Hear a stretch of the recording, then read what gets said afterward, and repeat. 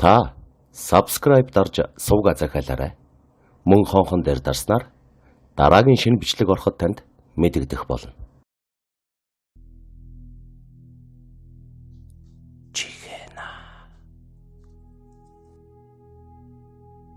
Хүн аймалах гэмт хэрэг Монголд нэлээн гүнзгий газар аваад байгаа. Ер нь жилийн жилд 5-6 хүн заалттай юм шиг л хүний наймааны хэрэгээр ял авдаг болжээ. Энэ нь бүр тогтмолж гүйцжээ.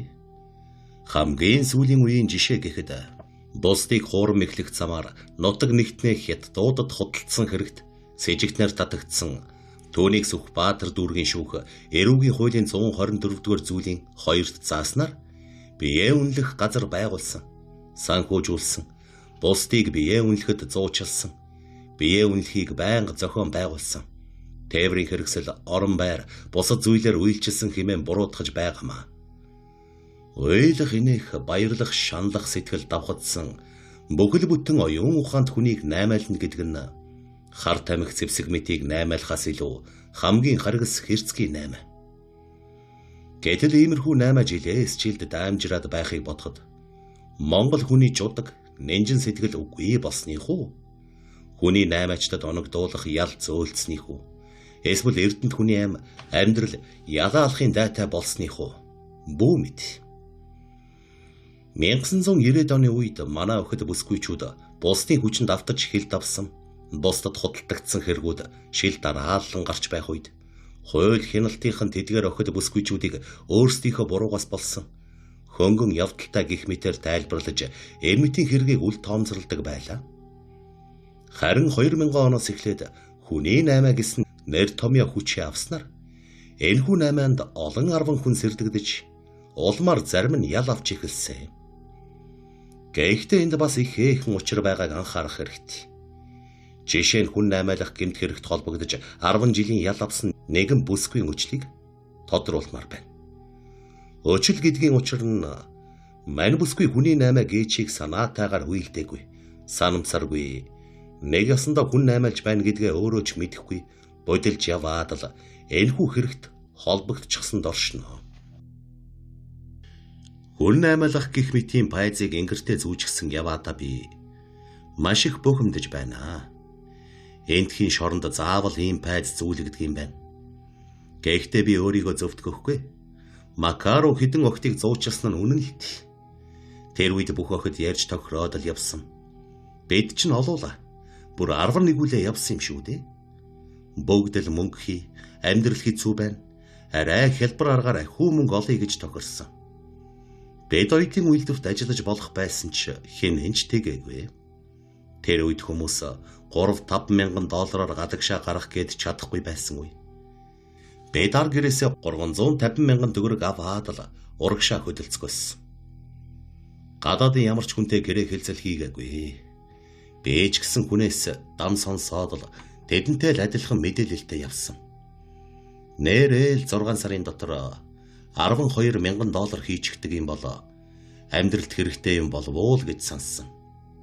Очсон хойноо зарим охид би ч ялгаагүй тэнцээгүй буцаж ирсэн. Замдаа муудаж тэднэр рүү муухай харж байсан ч намайг тэд хүний наймаачин гэдэг үүднээс хандаж байссангүй. Бүгд л ахаа ихчээ найзаа гэдэл явж ирсэн. Явсан охидын тал нь тэнцээ тэндээ үлдсэн.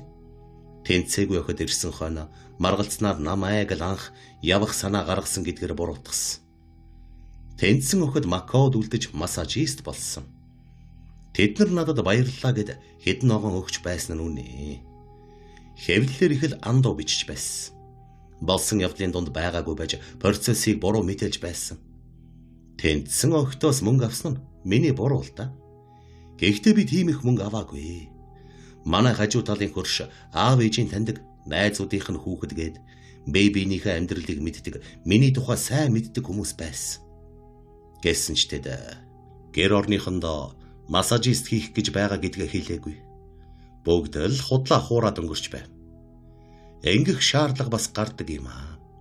Бид ч хоорондоо ингэж тохирсон. Тэр үед аав маань надаас хаашаа явах гэж байгаа юм бэ гэж асуухаар нь Солонгос явна гэж хэлсэн. Бид Бээжингээс виз авна, усан онгоцоор явна гэд гэрийнхэнд адилхан л худлаа хэлсэн. Гэтэл хүмүүс намайг бусдын толгойг 180 градус эргүүлээд аваад явсан гэж үтгэдэг. Бид хоорондоо тохиролцоод явсан юм л т.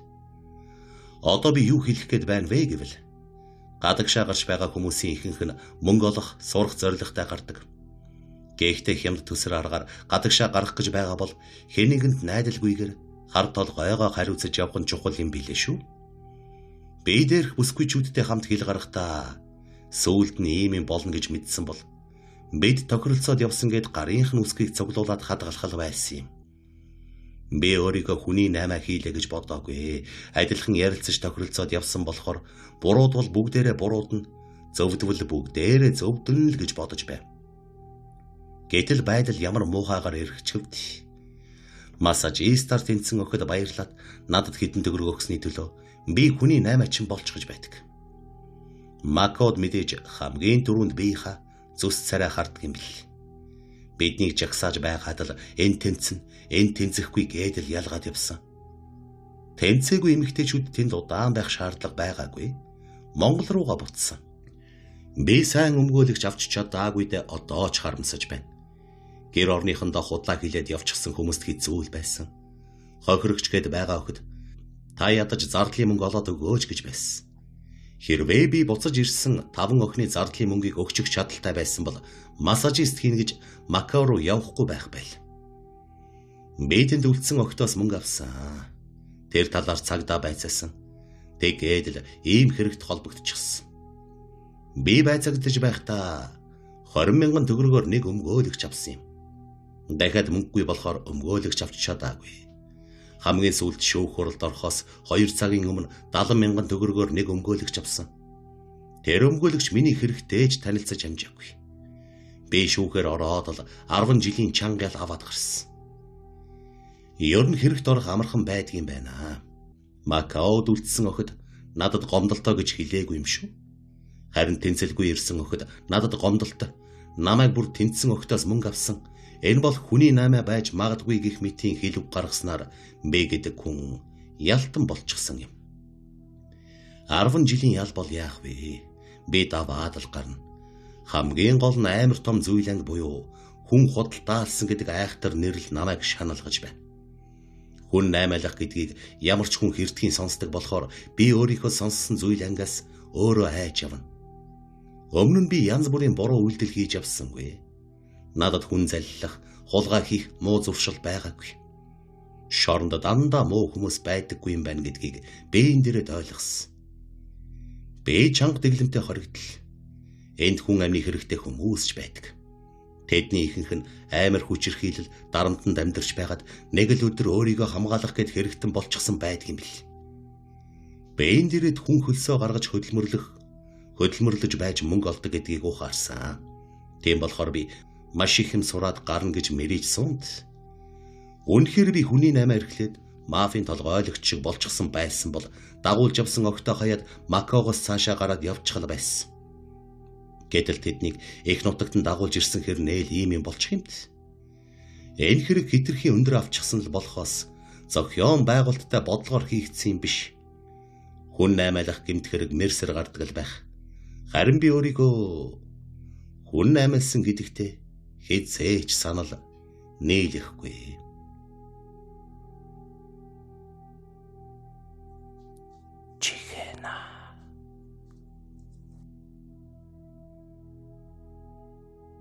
Альва орон нутагт шилжин эргэсэд болон орон нутгаас шилжин явагсад гэмт хэрэг үйлдэх нь их байдаг. Энэ нь зөвхөн орон нутаг гэлтгүй улс орнууд ч бас хамаатай. Сүүлийн үед ялангуяа Орос, Хятад, Солонгосын иргэд манай улсад байхдаа янз бүрийн хэрэгүүдийг олноор нь үйлдэж байна. Явуулын хүмүүс нь ихэвчлэн байнгын ажил төрөл эрхэлдэггүй. Эрхэлдэг байлаач нутагта бизнесийн өрсөлдөөнд ялагдсан дэл сул орлого гайж явагсад байдаг нь нууц биш.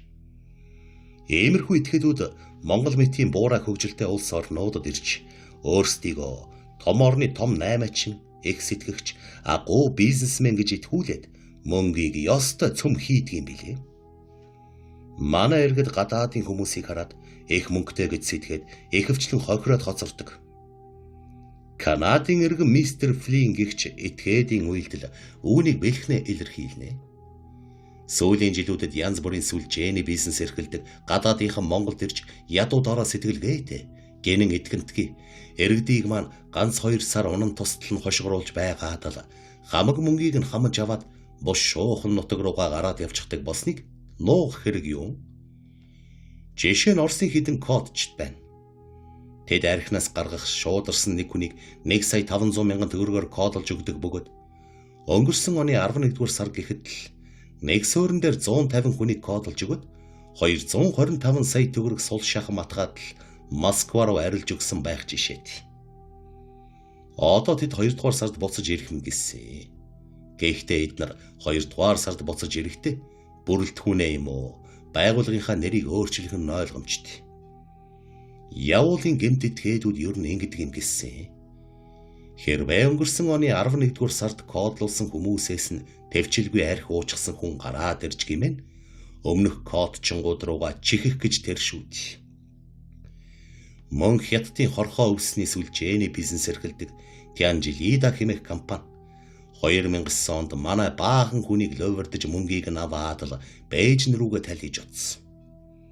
Хохирсон хүмүүс нь Чингэлтэй дүргийн цагдаагийн хилцэд хандсан боловч нэгэнт нутаг руугаа гараад явчихсан Тянжилида компани горгон этгээдээс сохор зоосч авч чадалгүй хоцорч байлаа. Мөн Солонгосын Со Янжу гэх этгээд олон зуун монгол иргэдийг залилж мэхэлсэн. За тэгээд Вако орон сууц хэмээх хуль компани захирал хачин гой орон сууц барьж өгнө гэж хошгоруулж байгаад манай олон арван иргэдээс өөрчлөгөө мөнгө аваад арилж өгсөн бил. Мөн визний залиланд ихэвчлэн гадаадын иргэд оролцсон байдаг. Энэ нь шилжин явагсдын үйлдэлсэн гэмт хэрэг бөгөөд хамгийн гол нь ийм төрлийн гэмт хэрэг нийгмийн хор аюул ихтэй хүнд гэмт хэргийн ангилалд багтдаг билээ. Гэхдээ энэ нь улс орны чанартай болоод явчихна. Мөн орон нутгаас шилжин явагсдын үйлдэлсэн гэмт хэрэг манай улсад өсөх шинжтэй байгаа юм. Жишээ нь энд тэнд очиж алт тухдаг нинжа нарыг тухайн орон нутгийнх нь хуулийн ажилтнууд явуулын гэмт хэрэгтэн гэж дүгндэг болсон байна. Мөн тэднийг дагаж очдог бие үнэлэгчид ч явуулын гэмт хэрэгтэн байж мэдэх юм. Ерөн Швед, Голланд, Финланд мэтийн Европын цэнцгэр орнууд гадаадын бие үнэлэгчдийг явуулын гэмт хэрэгтэн гэж үздэг юм гэлсэн. Монгол улс хэрвээ эднэр шиг цэмцгэр орон байсан бол хужаагийн барилгачдыг аль хэдийн явуулын гэмт хэрэгтний тоонд оруулчихсан байх байсан биз. Энэ бүхнээс гадна тодорхой оршин суух хаяггүй явуулын хүмүүс. Явуулын гэмт хэргийн дийлэнх хувийг бүрдүүлдэг бөгөөд тэд байнгын тогтмол орлогогүй, ихэвчлэн өдөр тутмын хоол, архины мөнгө, хөнгөн хялбар олзоолох зэрэг жижиг хэрэгүүдийг үйлддэг байна. Тэд шилжин явагсдын онцгой бүлэг бөгөөд ихэвчлэн тухайн улсын иргэд байдаг. Тэдний 70% нь урд нь ял шийтгүүлж байсан болон архаг аригчин зэрэг нийгмийн эмзэг бүлгийнхэн байдаг нэгэнд тогтоогдсон. Өнөөдөр Монгол улсад тодорхой оршин суух хаяггүй хүмүүс 10,000 орчим байгаа нь үнэхээр сэтгэл эмзэглүүлж байгаа юм. Тэдний 50% нь ямар нэгэн гэмт хэрэг үйлддэг гэж үзвэл 5,000 орчим гэмт хэрэгтэн энэ тэрүүгээр олж ашиг хайгаад л хөлхөлдөж байна гэсэн үг. Төөнчлөн Төв аймгийн Заамар, Өмнөгов, Сэлэнгийн Бороо зэрэг алтны орд газруудад нийтдээ 40,000 орчим шилжин явагсад хууль бусаар алт ухаж байгаль дэлхийг сүйтгэж байгаа нь эрүүгийн гэмт хэргийн шинжийг агуулж байна. Гэвч тэдний нэгэнд энэч эрүүгийн хариуцлага тооцоогүй. Шилжин явагсдын онцгой бүлэг сүүлийн үед хөдөөнөөс хотыг чиглэх нь их болсон. Улаанбаатар хотод үйлдэгдсэн гэмт хэргийн дийлэнх хувийг хөдөөнөөс хотод шилжин ирсэн хүмүүс үйлдсэн болох нь ч тогтоогдсоор байгаа. Шилжин явагсад хэд олширх нь улс орны нийгэм эдийн засаг, хүн амын амгалан тайван байдал, эрүүгийн нөхцөл байдалд зөргөөр нөлөөлөх нь дамжиггүй. Эдийн засгийн болон улс төр нийгмийн хямралаас үүдэн шилжин явахаас өөр аргагүй нөхцөл байдал үүсдэг бөгөөд манай улсад шилжин явагсдын тоо жилд 50,000 орчим байгаа нь том жижиг гэмт хэргийн бүрдэл болж байгаамаа. Учир нь шилжин явагсад хүнээс мөнгө зээлэд болтох, залилан хийх, тэрч байтугай хулгай дээрэм хийгээд мөрөө бууруулах гол үндэс болдог ажээ. Энд нэгэн жишээ дурдъя л да. Хөвсгөл аймгаас Цэрэнд орж гихчээр эхнэр хүүхдийнхээ хамт Чингэлтэй дүргийн 9 дугаар хороонд шилжин иржээ. Гэвч цэрэнд оржид ажил олдсонгүй. Тиймээс хөөрхөн арга залхи хэрглэжээ. Тэр нь юу вэ гэвэл хажуу талынхаа 2-3 дэлгүүрийн худалдагчид нэг л их баян хүн болж жүжиглсэн байгаа юм. Тэрээр хажуу талынхаа 3 дэлгүүрт ээлжлэн орохдоо удахгүй хөвсгөлөөс 100 кг ноолуур ирэхээр болчихлоо. Хэд хоногийн дараач бид цул айж өгөхөнд тэр цаг та нарыг ёстой нэг том харж үзнэ. Одоо харин зээлэр бараа авах хэрэг гарчлаа гих зэрэгээр панаалдаж байгаад нэг дэлгүүрээс дор хаяад 50 гаруй мянган төгрөгийн гурил будаа тамхи тариа авсан байгаа юм. Нөгөө худалдагч нар нь Цэрэн-Доржийн гэрийг тэртээ тэргүй мэдхээс хойш зээлэр өгч орхичлээ. Тэгтэл Цэрэн-Доржийн 3 хоногийн дараа хаашаа ч юм нүгэд явчихсан байгаа юм. Магадгүй манер хайлаас тийм үү зурагтад бас нэг айлын хашаанд буугаад ойр хавийнхаа түүц дэлгүүрийг дээрх маягаар залилсан ч байж мэднэ. Иймэрхүү явуулын гэмт итгэдүүд дөрвөн хантай бор гэрээ ачааллаад эхнэр хүүхдээ дагуулад энд тэнд очиж айлын хашаанд буугаад явдаг юмсан ч. Жинхэнэ явуулын гэмт хэрэгтэн хинбэ гэвэл хөвсгөлийн Цэрэн-Доржийг л хэлэх болов уу? Иймэрхүү итгэдүүд хөдөөгүрч их байдаг юм гэлсэн. Зарим нь гэр оронгүй ганц биеэрээ дон шуучилж явдаг бөгөөд юуны өмнө сумын төвийн аль нэг айлтай сүрхий танилцаад авдаг байна. Тэгээд л ойр хавийнх нь айл хөршүүдтэй ахаа ихчээ болж байгаад нэг л өдөр мөнөөх анх танилцсан айлынхаа нэрийг бариад мөнгө төгрөг зээлэх ч юм уу. Адуу мал наасан туугаад явчихдаг юмсан ч. Мөн зарим нь хотод ирээд айлын хашаа байшин хөслөн амьдарч байгаад хөлс өөж өгөхгүй, гэрлийнхээ мөнгөийг ч төлөхгүй нэг л өдөр чемдан саваа аваад бултчихдаг гэж байгаа. Явуулын хүмүүс ийм л барьцгүй байдаг аж. Тэм учраас байр орон сууц хашаа байшингаа бусдад хөслүүлж байгаа хүмүүс мөнгийг нь бөөнөр нь авах гээд байдаг биз. Энэ хинч бараг зөв юм. Одоогоос хэдэн жилийн өмнө Увс аймгаас шилжин ирсэн сайн буян гихч залуу хамар хашааныхаа дорж сүрэнгийгч баян залуу 8 сая төгрөгөөр шатаачаад усанд хаясан чулуу шиг алга болж байсан түүхч бий. Сайн буян ноолуурын ченж хийдэг байсан бөгөөд тухайн үед дорж сүрэнгээс хүүтэй мөнгө зээлдэг байж. Эхлээд дорж сүрэн түүнийг сорж үзэхээр 100 мянган төгрөг зээлүүлжээ. Тэгтэл сайн буян 100 мянган төгрөгийг нь ноолуурн дээрээ эргэлдүүлээд дүүнд ердөө хэдхэн цагийн дотор мөнгийг нь 110 мянган төгрөг болгоод өгсөн байна. Дорж сүрэн дүүнд урамшиж ёстой найдвартай залуу байна. Мөнгө эргэлдүүлэхдээ ч сүрхий юм гэж итгээд байс хийгээд л хүүтэй мөнгө зээлдэг болжээ. Сайн буян чинь итгэлийг нь алдсангүй. Сүүлдээ дорж сүрэн дүүнд 2-3 сая төгрөг зээлдүүлдэг болж. Амханда том юмнаас том ашиг унгах гэж тэр. Сайн буян ч 2-3 сая төгрөг зээлж аваад ноолуурн дээрээ эргэлдүүлээд хүүтэй хамт өгдөг болжээ. Иймэрхүү байдал бүтэн жил үргэлжилсэн байна.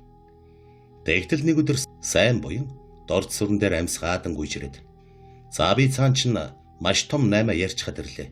Гэмт хэрэг толбогдсон 2 хужаа хамаг ноолуураа зараад нууцаар нутаг буцах гэж байна. Энэ ноолуурыг авахгүй бол ямар 8 ч байх билээ дээ. Та дүү хүүгээ ноолуурн дээр яаж ажилдгийг эрднэс мэднэ. 2 хужаагийн ноолуурыг 8 сая төгрөгөөр авахар боллоо. Танд маш их унцтай ажил шүү. Гээх зэргээр хошгоруулж байгаад дорж сүрэнгээс 8 сая төгрөг бэлнээр тоолж аваад явжээ. Гэвч тэр эргэж ирэлгүй усанд хаясан чулуу шиг алга болчихж.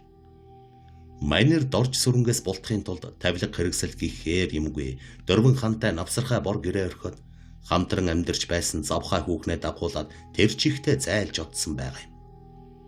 Тухайн үед дорж сүрэн хэд имээл явуулын нэг мул ойрчинд 8 сая төгрөгөө алдаж байхаар айл нэг хадгаламж зээлийн хоршоонд өгчгдөг байж. Тэгсэн бол заргалдаж байгаад болох нэ хагас хугсыг нь олоод авчих байлаа.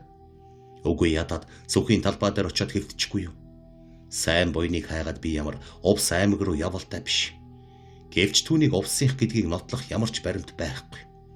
Айгу бол аймгийнхаа нэрийг худлаа хэлсэн ч байж магадгүй. Би түүнд амар чадвалчихлаа. Энэ мо дөрвөн хантай гэрийг нь харахаар уур хүрээд байх юм. Болохгүй бол шатаачхандаа хэмээн гасалт суусан билээ. Ер нь явуулын хүмүүсээс болгоомжиж байхад илүүдэхгүй. Шилжин явагсдын зарим нь амьдрахын эрхэнд гэр орон, эд хөрөнгө, зарим нь ажлаа орхих явдал зөөнгүй байдаг бөгөөд шинээр ирсэн газар нь ажлын байр, орон сууцны асуудал хурцаар тавигдаж таарна. Эдгээр нийгмийн гадаад хүчин зүйл нь шилжин эргэсдийн хувийн зан чанартай харилцсан үйлчлэлд орж сэтгэл санааны хүнд дарамтанд ордог байна. Тэдний бараг тэн хагас нь хүсч байсан ажил орон сууцны нөхцлөөр хангагдаж чаддаггүй бөгөөд улмаар амьдрахын эрхэнд гэмт хэрэг үйлдэх замыг сонгож авдаг гэдэг. Мөн хөдөө гадаанаас шилжин эргэсд нь тухайн газрынхаа ажлын байр, сургуулийн багтаамж, орон сууцны нөхцөлийг ихэд хүндрүүлдэг юм. Ямар ч тач явуулын гэмт хэрэгтэнгүүд монголоор дүүрэн хөлхөлдөж байна. Удахгүй сонгуулийн дуулианаар хөдөөнөөс 80 мянган яндан Улаанбаатарт ирж сууршихам гэсэн. Тэдний хичнээн жолцоо шиг хайж орчин тойрноо хүндрүүлэх болдоо гэхээс яс хавталцах юм аа.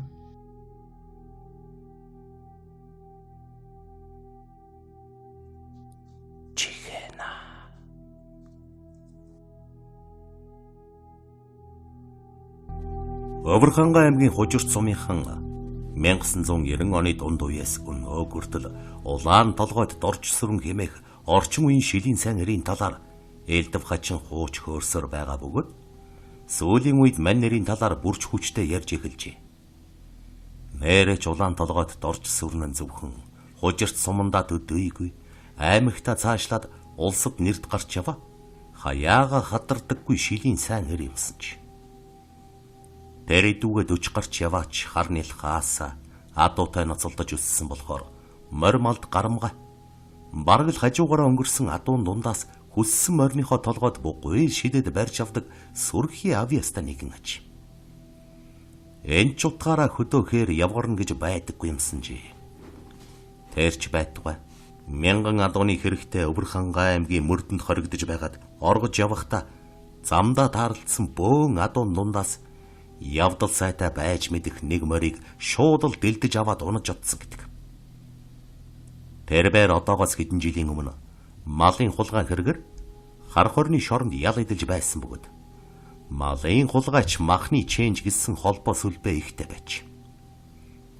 Ямар сайн даал 2003 онд түүнийг шоронгоос суллагдах сургаар 3 жип хөлгөлсөн махны чэнж малын хулгайчууд хар хорны 20 ангийн үүдэн дээр ирж зогссон байгаамаа. Гэвч тэр шоронгоос суллагдаад огтхонч засарсангүй. Дөнгөжл гаруй таал цэргэлдэх аймагуудаасаа адуу хөөж хамсаатнуудаа дамжуулж хариуд нь тэднээс адуу авч нутагтаа авчирч зарж борлуулан зармийг нь ядуу айлуудад зүгээр өгч байсаар 2004 онд цагдаагийнханд чигтүүлжээ.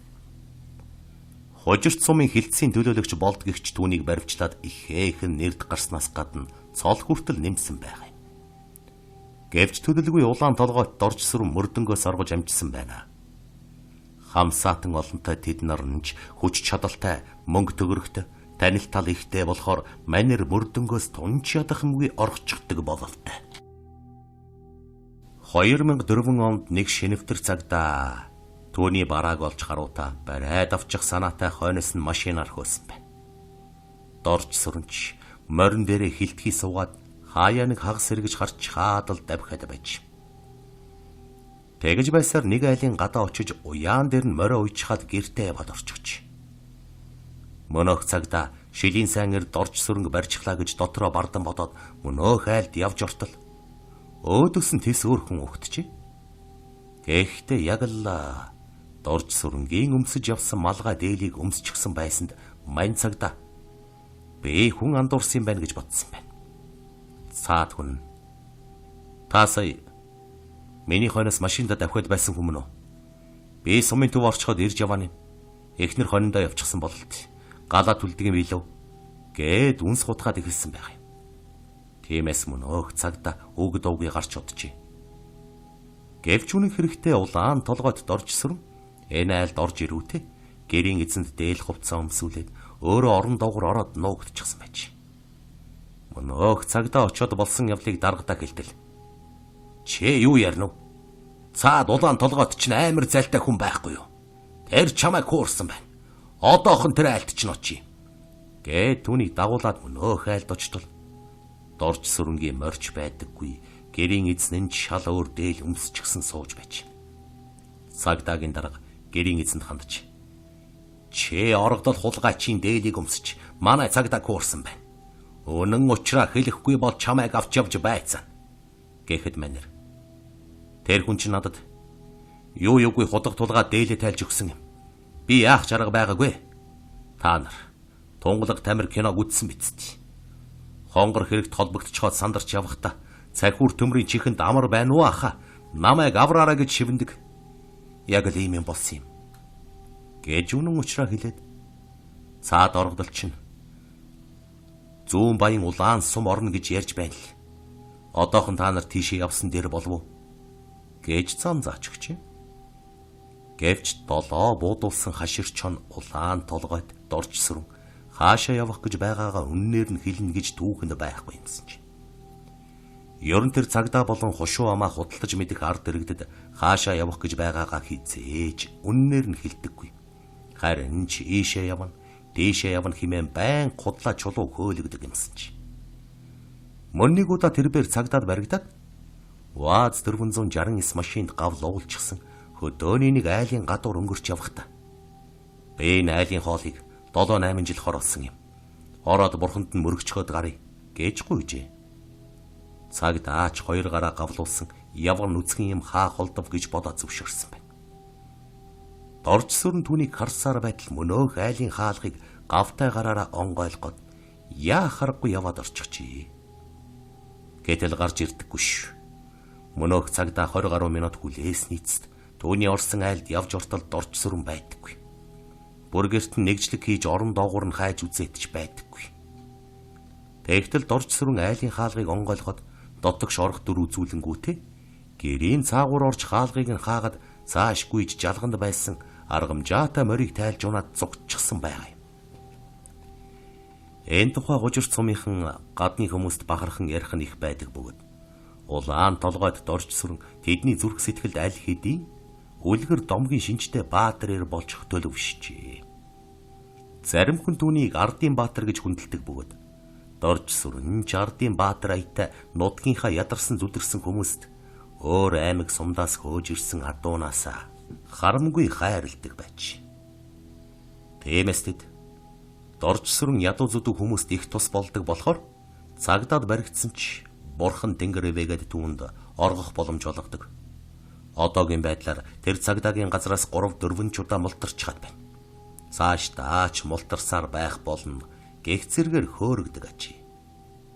Өөр нэг асуудал гэвэл тэр аргагүй л мянган бодын хэрэгтэй гэсэн аятай мөнгө төгрөгөөр сагаж явдаг нэгэн бөгөөд энэ ч утгаараа хужирт сумандаа л мис болж байсан 2-3 ч бүсгүйтэй нэр холбогдоод зогсохгүй. Тэднийг өөрийнхөө эрх дураар эдэлж хэрэглээд заримыг нь хүүхэдтэй болгоод амжсан байгаа юм. Манер морь унаж дээлүмссэн шилийн хулгайч мөртлөө хотын бооссууд аятай байн гар утастай явдаг бөгөөд утсаа цэнэглэхийн тулд богцсондоо мотоциклийн аккумулятор авч явдаг гэж байгаа. Тэгээд хаяа нэг суурин газраар дайрч өнгөрөхдөө Мобикомын нэгжийг хэдэн мянгаар нь худалдаж авдаг байна. Энд ч утгаараа махны чэнч, малын хулгайч, хамсаатнуудтайгаа гар утсаар харилцаад л хулгайн ажлаа гүйцэтгэж явдаг ач. Нэг үгээр хэлбэл манер орчин үеийн цахилгаанчсан, моторчсан, зэвсэгчсэн, гар утасчсан ёстой л нөгөө нисдэг байтман шиг амар хулгайч бололтой. Тийм ч учраас хужирт сумын зарим нэг өнгөрөө хүн 21-р зууны шилийн сайн хулгайч манай сумаас төрсөн. Улаан толгойд дорж сүрэнг гүйцэх хулгайч халахын хавтгаад байхгүй. Түүн шиг шилийн сайнэр 21-р зуунд дахин төрөхгүй гэж хөөрөгдөг аж. Гэвч мөнөөх цуутай шилийн сайнэр улаан толгойд дорж сүрэнг өвөр хангаан цагдаа нар баривчилсан сурагтай.